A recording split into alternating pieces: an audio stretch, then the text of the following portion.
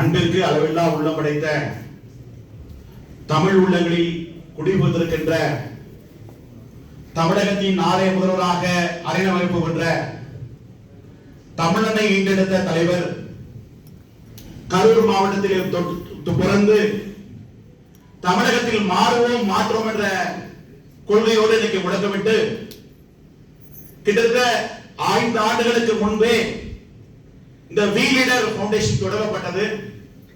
அவர் IPS பதவி பொறுப்பை விட்ட பிறகு அவர் எதற்காக விட்டார் என்ற ஒரு இதை நான் பதிவிடுகிறேன். குறிப்பாக இங்க வந்திருக்கிற நீலகிரி மாவட்டத்தினுடைய அனைத்து உள்ளங்களுக்கும் மனமான நன்றியையும் வாழ்த்துக்களையும் உங்களுடைய அனைவரையும் வரவேற்று கடமைப்பட்டிருக்கிறேன். ஏன்று சொல்கிற போது எல்லோருக்கான பணிகள் இருக்கும். இன்றைக்கு வேலை நாட்கள் அப்படி இருக்கிற போது ஒரு உன்னதமான தலைவர், நம் சமுதாயத்துக்காக பாடுபடக்கூடிய தலைவர், அவருடைய கருத்தை மேன்மைப்படுத்துவதற்காக இன்றைக்கு நாம் எல்லாம் கூடியிருக்கிறோம். இந்த கூடுகிற தலைப்பு வாங்க பேசலாம். நான் தலைவரிடம் சொன்னேன், தலைவா இது ஜனநாயக நாடு, அனைவருடைய கருத்துக்களை அறிய வேண்டும். குறிப்பா நான் ஒரு கருத்துக்களை அறிகிற ஒரு ஆய்வாளர், அரசியல் ஆய்வாளர். கிட்டத்தட்ட 97 இருந்து தொடங்கி கிட்டத்தட்ட 28 ஆண்டுகளாக தமிழகம் முழுக்க 236 தொகுதிகளும் பல்வேறு கட்டங்களாக நான் ஆய்வு மேற்கொள்ளப்பட்டவை.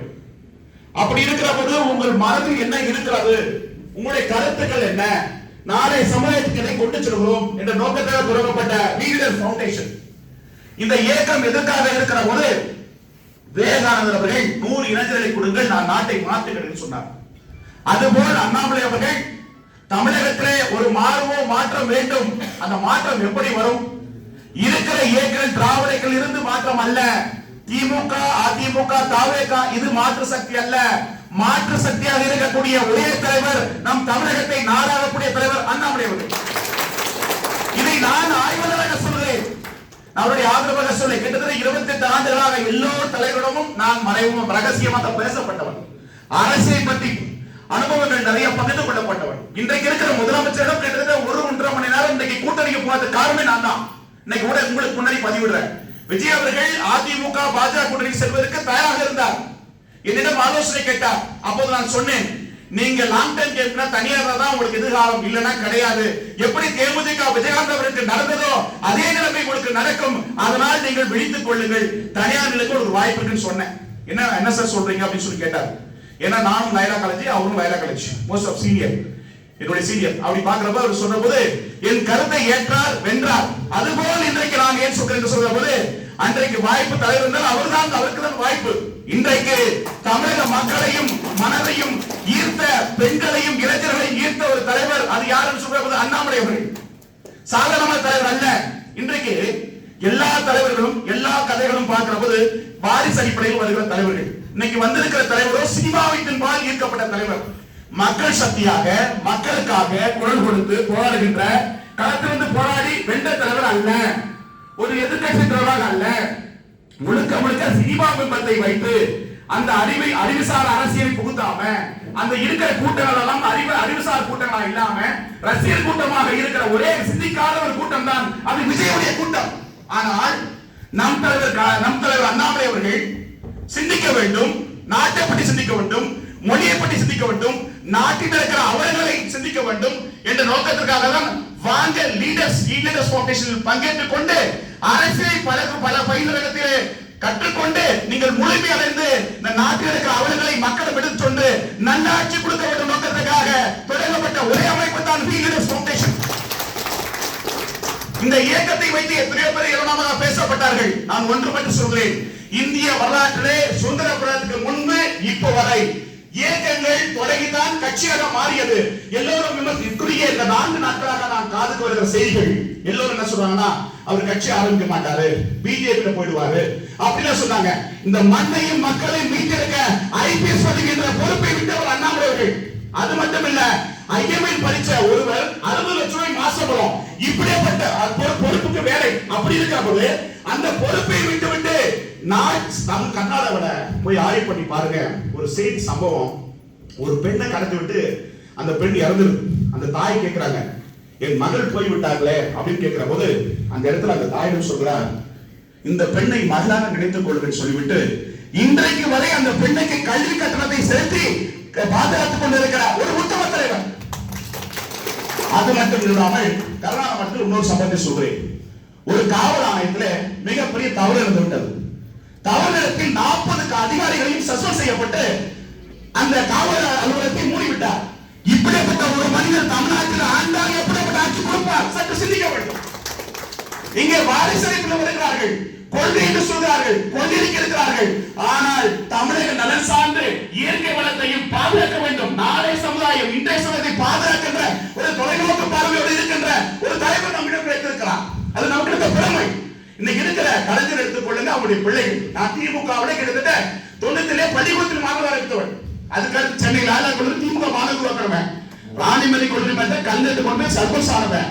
அந்த கல்லூரி படிக்கும்போது ஆய்வுன்றது எடுத்துக்கிட்டேன். சாதாரண அனுபவம் அல்ல. எல்லா தலைவரும் நான் ரகசியமாக பேசப்பட்டோம். அப்படி பார்க்கிறப்போ என்னுடைய ஆய்வாளரா இந்த மனிதனுக்கு எதிர்காலம் இருக்கிறது. அதுல உங்க நேரம் வீணாடிச்சு. நம்ம சில நபர் சொன்னாங்க கட்சி ஆரம்பிக்கிட்டோம். இந்த இயக்கமே கட்சி, அது புரிஞ்சுங்க. ஏன்னா இந்திய வரலாற்றில் அனைத்துமே இயக்கனால கட்சியா மாறுச்சு. அப்படிங்கிற போது ஒரு படித்தவர் விவேகத்தை தெரியுது போல இளைஞர்களிடம் கொடுக்க வேண்டும். உதாரணத்துக்கு எடுத்துங்க, நிலை மாவட்டத்துக்கு தொடர்ந்து ஆண்டவர்கள் அத்தனை பேருமே குறிப்பிட்ட நபரை தாண்டி நபர் யாரும் வர முடிச்சா? பொறுப்புக்கு சொல்லுங்க. மக்கள் கொஞ்சம் வர முடிச்சா? சாதனை ஒருத்தர் தான் அமைச்சர், ஒருத்தர் தான் அந்த கட்சியின் மாவட்ட செயலர், இன்னொரு கட்சி அதே மாதிரி தான். அந்த குறிப்பிட்ட சமுதாயம் தான். இதை உழைக்க வேண்டும் நோக்கத்திற்காக உன்னதமான நினைத்துக் கொண்டிருக்கிற ஒரு தலைவர் தான் அண்ணாமலை. இதை உழைக்கிறேங்க. நம்ம மாற்றம் எதிர்ந்து வரும். நம்ம மண்ணையும் மக்களும் இருந்து மீட்ட வேண்டும் சொன்னா இந்த சர்வதேச காலத்திலிருந்து மாற்ற வேண்டும். ஜனநாயகம் மாற்றம் இருக்கா? அப்படி சொல்ல போன விஜய் நீ மாற்றத்தை கொடுக்கிற செங்கோட்டனையும் மற்ற ஏனைகளும் அதிமுக ஏன் எடுத்தீங்க? இது மாற்றமா? துர்நாற்றம். மாற்றம் என்பது அண்ணாமலை தான் கொடுக்கக்கூடிய சக்தி இருக்கிறது. ஒரு அரசியல் ஆய்வாளர் சொல்றேன். அதை உணராதீங்க. ஒரு தலைவனை உணர்கின்ற போதுதான் அது புதுமை பிறக்கும், அதுதான் எழுச்சி பிறக்கும். அதனால வரலாற்று சரித்திரம் படைக்கும். அப்படி சரித்திரம் படைக்கிற ஒரு தலைவர் தான் அண்ணாமலை அவர்கள். இன்னொரு விஷயம் பதிவிடுறேன். நான் ஒரு அரசியல் ஆய்வாளர், பொலிட்டிக்கல் ஸ்ட்ராட்டஜிஸ்ட். என்னுடைய கம்பெனிக்கு பிசினஸ் கிடைக்கும். நான் பிசினஸா இருக்கிறேன். எனக்கு பல கோடி ரூபாய் சம்பாதிச்சிருக்கோம். எனக்கு ஒரு ஃபேஸ் ஒரு தமிழ்நாட்டில் இருக்கு. கிட்டத்தட்ட 1000 கருத்து கிடைக்கும். நான் அந்த அடையாளத்தை உருவாக்கிருக்கேன். அப்படி இருக்கிற போது 23 நான் சந்திக்கிறேன் தலைவர்கள். சந்திச்ச பிறகு நான் அன்னைய முடிவு எடுத்துட்டேன். இவர் தேசியம் இந்த மீடியால சொல்லப்பட்டாங்க, பிரைம் மினிஸ்டர் மெட்டீரியல் தேசியம், அதெல்லாம் ஒண்ணு கிடையாது. இது தமிழகத்தை முடிச்சு ஒன் சைடு எடுத்தேன். அன்னைக்கு இன்னைக்கு அண்ணாமலைக்கு நான் அவருடைய அரசியல பதிவிட்டுட்டே வந்திருக்கேன். தமிழகத்துல முதல்ல கட்சியாளர் பதிவிட்டு நான் தான், வேற யாருமே சொல்லப்படல. ஏன்னா அவர் அரசியல புரிஞ்சிருக்கேன். அந்த அரசியல் புரிஞ்ச ஒரு அரசியல் சொல்றேன். தமிழ்நாட்டை மீட்டெடுக்க, இயற்கை வளத்தை பாதுகாக்கிற, இளைஞர்கள் போதை பழக்க ஒழித்திட ஒரு காவல்துறைக்காரி அங்க காவல் அதிகாரத்தையும் மூடனார்னா சட்ட ஒழுங்கை எச்சரித்து போயிருக்கிற இந்த ஆட்சி அவராட்சி புரிந்து கொண்டு இது மாற்றம் என்னன்னா அதுக்கான தலைவர் அண்ணாமலை இல்லையா? நீங்களே சொல்லுங்க. ஒரு காவல்துறையாருக்கு இவ்வளவு பெரிய அறிவு படைத்த ஒரு மனுஷன். இதை விட ஒரு விஷயங்க, நான் கலைஞரிடம் பார்த்திருக்கேன், எல்லா தலைவரும் பேசியிருக்கேன். அவங்கிட்ட இல்லாத அறிவு புலமை அண்ணாமலை இருக்கு. இதை நான் பேசியிருக்கேன். ஏன்னா எல்லாரும் படிக்கிறாங்க. சோ நமக்கு ஒரு அறிவுனா குறிப்பிட்ட தேடல், குறிப்பிட்ட தேவை இருக்கும். சோ அது மாதிரி தான் நம்ம கேட்டுமோ அது கூட கிடையாது. ஆனா திரு அண்ணாமலை எல்லா விதமான டேட்டாஸ், எல்லா விதமான படிப்பு வெறி கொண்டு படிச்ச ஒரு மனுஷன் சமுதாயத்தை எப்படி சீர்திருத்த நோக்கம் ஒரு தேவை கட்சி அமைப்பு வரா? இதெல்லாம் புரிஞ்சுக்கணும். ஏன்னு சொல்லணும்னா இந்த அப்புறம் இந்துத்துவா RSS இது வரைங்க பாஜக தலைவர் இருந்த போது ஒரு நொடி பொழுது கூட நான் இந்துத்துவவாதி அரசியல்வாதி காட்டாம எல்லோருக்காகவும் தலைவன், எல்லோருக்காகவும் நான் என்று அந்த நோக்கத்தோடு செயல்பட்ட ஒரு உத்தம தலைவர் தான் அண்ணாமலை. நீங்க எல்லாம் புரிஞ்சுக்கணும். இது பாஜக பி டீம், பாஜக ஆளு அப்படின்னு சொல்ல அது அல்ல. தமிழகத்தின் முகம் அண்ணாமலை அப்படின்னு தான் நீங்க பார்க்கணும்.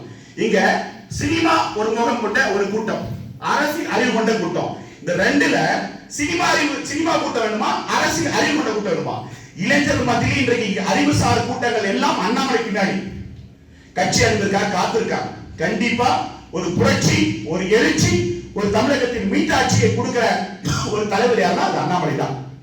இந்த நொடியோடு தாங்கள் எல்லாம் அரசியல் புரிந்து கொண்டு ஒவ்வொரு நொடியும் அவருடைய கரத்தை மேன்மைப்படுத்துவதற்காக அவருடைய நோக்கத்தை வெற்றி